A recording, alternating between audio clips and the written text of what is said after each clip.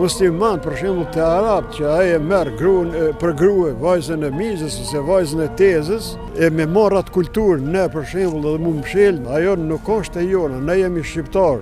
Ne kemi luftuar në atë kohë se ka qenë patriarkalizëm për femrat, për mu shkollue, me nxjerr prej shamis, me nxjerr prej ekstremizmi nuk.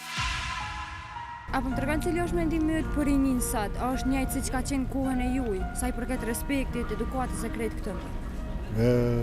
Respekti ka ndryshuar te rinia, ka ardhur tjetër kohë. Ne kemi pas respekt të veçantë për sidomos për gjeneratat e mëparshme që kanë qenë, për prind, për pleq, për përgjithësi. Kemi qenë shumë të matën, për shembull, kur kemi thonë diçka, ne kemi matë fjalën, bile para të vjetërve, ne jemi skuq kur kemi dashur diçka me thonë. E sot rinia e marr për shembull në shkollë, se edhe unë jam një inxhinier, kum krye 20 vjet në bankat shkollës. Ka ndryshuar sistemi i shkollimit, edukata, atëherë kemi qenë në klasë për shembull, nuk është një as miza kur arsimtari e ka zhvilluar mësimin. Kurse tash sa pishof qohen fëmija ose qohen nxënës, nuk kanë respekt as ndaj arsimtarit, as ndaj kur ne kemi takuar arsimtarin në rrugë, ne kemi shmong rrugën, jemi larguar prej respektit që e kemi pas për arsimtar. Sot, mendimi im sot me arsimtarin, ka raste po ndëgjojnë, se nuk jam këtu unë që mi pa gjitha gjonat, për shembull përdorin gjona banale, gjona shprehje banale, jo në rregull. Nuk është ai respekti, mandej nuk e konsideron lesi shok, pa as e nënçmon faktikisht arsimtarin si shembull, ose ndaj të vjetrit. Kush më mendon që është fajtori i kësaj? Janë shumë faktor. Mas pari s'ka rend familje, ka ndryshuar edukata prej familjes të filluar deri në shkollë, deri në rrugë. Këto janë gjona tragjike të ne shqiptarët. Ka qenë për morale, për këto gjëra, kemi qenë krenar në atë kohë, që jam krenar që kam qenë i asaj kohë në rini, që e kom përjetu atë kohë të mirë. Edhe pse kemi pas armikun, kemi pas saqin mbi kokë, po edukata ka qenë nivel. S'di sa ki dëgju që një vajzë me shami e mbulume e kanë largu prej shkollës veç për shkak të shamis. A mendon që është në rregull kjo, mos me leju me u shkollu për shkak të shamis? Për shkak të shamis.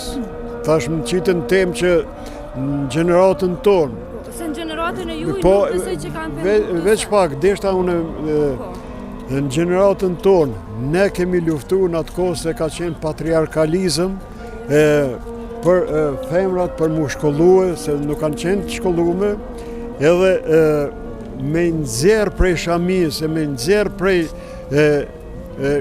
për me bë emancipimin e femrës. Edhe kemi luftuar. Unë vetë jam një person që jam martu për shembull me mësuese shkaku i emancipimit të femrës.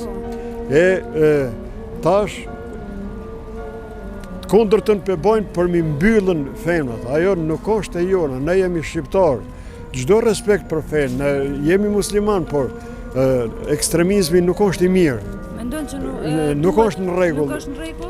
Nuk është në rregull, mas pari edukata e prindve, e familjes, ata nuk me di prej kujt është kjo kulturë. Ne, për shembull, kur e kum ni unë te musliman, për shembull te arab, që ai e merr gruan për grua vajzën e mizës ose vajzën e tezës, e me marr atë kulturë, ne për shembull edhe mu mshel, ajo është e pa logjikshme, nuk është traditë jona.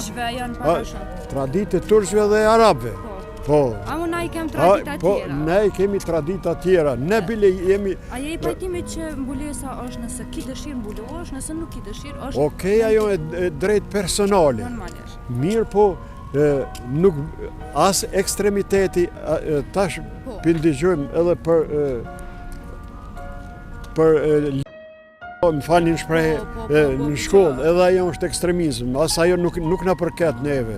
Ne kemi probleme tjera, ne kemi probleme kombi jonë, duhet ta kemi atë edukatën tonë kombëtare, që kemi traditën tonë kombëtare, jo mi përvetësue as të Evropës, as të Arabisë, po ne duhet ta zhvillojmë kulturën tonë edhe moralitetin tonë në nivel çështjes tonë kombëtare.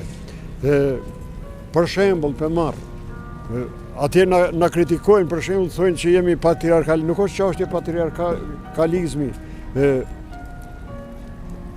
Thonë për shembull ose Evropa, ose thonë se ne s'kemi respekt për gruan. Përkundrazi, edhe gratë tona duhet të kenë kujdes, se edhe nëna eme ka qenë grua.